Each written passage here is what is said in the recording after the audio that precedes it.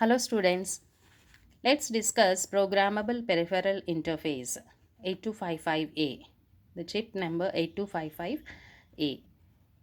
So the IO devices which we have discussed earlier in the previous videos like LEDs and switches interface to the processor are quite simple and needed only read or write control signal and a select pulse.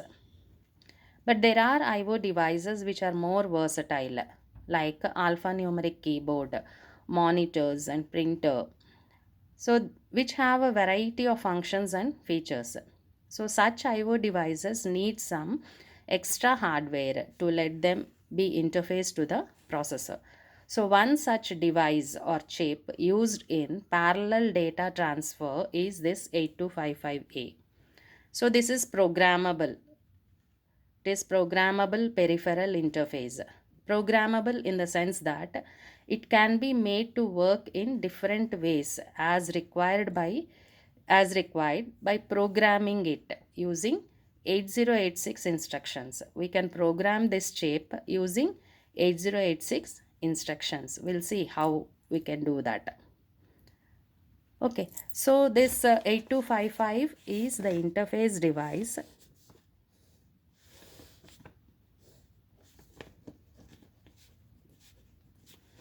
which is in between your processor 8086 processor and IO devices. So what it has internally, this 8255 chip, internally it has got registers. We are saying it can be programmed. How? There are internally registers, 4 registers are there, port A, port B, port C, and control word register. So each one of these registers can be accessed by the processor, okay, by writing instructions to that, the data to that registers. Okay, so the data bus of this is connected to the processor's data bus. Okay, and there are 3 ports. I said port A, port B, port C. So to these ports are the devices, input output devices connected, like it is, let it be input, keyboard, let this be output, printer, and another output, any output, LCD. Okay, so this is useful, like if number of like 3 IO devices you can connect at a time to the processor using this 8255 chip, because there are 3 ports here. Okay, so this is port A, port B, and port C. Each one of these ports you can connect uh, one IO device. Okay, so these are like internally there are 3 registers, port A register, port B register, and port C register, and these are the pins at which these IO devices are connected. Okay, and the data bus of 8255 is connected to the data bus of 8086 processor. So let's see the pin diagram of 8255. This is an IC of 40 pins. So let's see what are those pins, what all pins we have on 8255 chip. Okay, so this is a 40 pin IC. You can see here there are 3 ports. Each port is of 8 bit. So 8 pins for each port. Here PA not, PA 1, 2, 3, 4, 5, 6, 7. So these 8 pins are of port A. In the same way we have here PB not, PB 1, 2, 3, 4, 5, 6, 7. So these 8 pins are for port B. And PC PC not 1, 2, 3, 4, 5, 6, 7. So these bits, these 8 bits are for port C. Remaining what we have like this D0 to D7. This is the data bus pins, data pins D0 to D7, which are connected to the data bus of the processor. Then we have A0, A1. So these are the address pins. Internally, I said 8255A has got 4 registers, port A, port B, port C, and a control word register. So 4 registers can be accessed. They require 2 bits to address these 4 registers. So these are the 2 bits A0, A1. When A0, A1 is 0, 0, then port A will be selected. Port A register is selected. If it is 0, 1, port B register is selected. 1, 0, port C register is selected. 1, 1, control word register is selected. So these 2 bits are to address the registers which are present internal to 8255. So where these are connected, processors 2 address lines are connected to these 2 pins. Any 2 address lines of the processor depending on the address you want for the devices. Okay, 2 address lines from A0 to A7. Out of those address lines, 2 address lines are connected to these 2 bits, these 2 pins, and the rest of the address lines are decoded to and connected to the chip select pin to select this device. To select this 8255 device, the remaining address lines.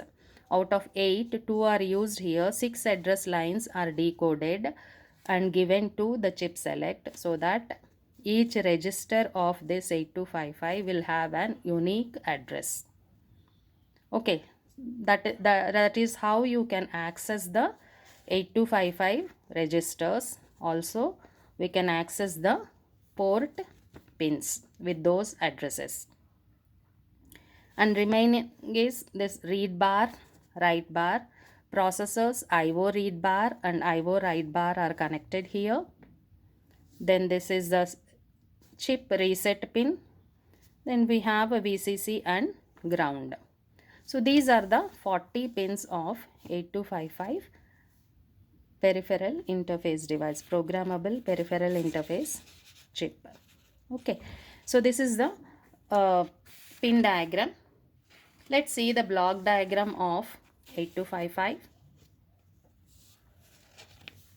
So this is the block diagram of 8255.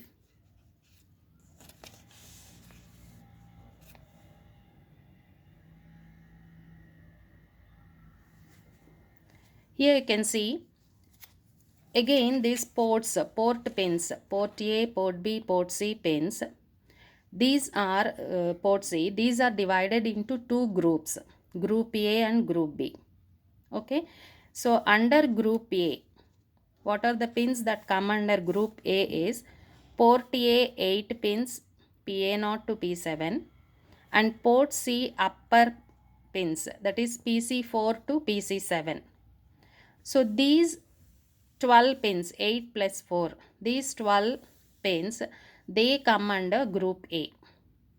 Okay, that means port A, complete port A, and half of upper half of port C, they come under group A. Okay, we use this group A and group B concept when we program this chip.